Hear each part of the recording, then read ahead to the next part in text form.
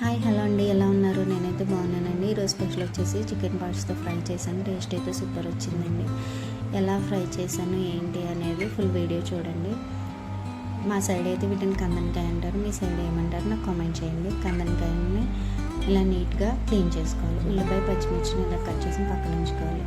అదే కందనకాయలో పసుపు కారం ఉప్పు వేసి బాగా మిక్స్ చేసుకొని ఒక పావు గంట సేపు పక్కన పెట్టుకోవాలి. ఈలోపు బాండీలో చూపించిన ఇంగ్రీడియంట్స్ అన్నీ వేసి డ్రై రోస్ట్ కింద చేసుకోవాలి.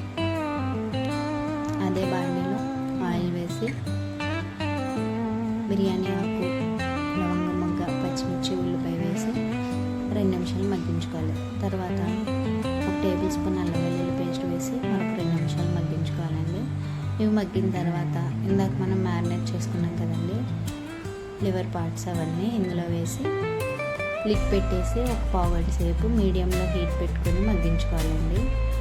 ఇలా మగ్గిన తర్వాత మనం లిడ్ తీసేసి ఇలా డ్రై రోస్ట్ వచ్చే వరకు ఫ్రై చేసుకోవాలి.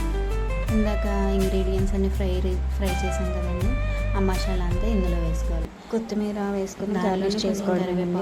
టేస్ట్ అయితే బాగుందండి. ఒకసారి మీరు కూడా తప్పకుండా ట్రై చేయండి. నా రెసిపీ మీకు నచ్చినట్లయితే లైక్ చేసి సబ్స్క్రైబ్ చేయండి. Thank you.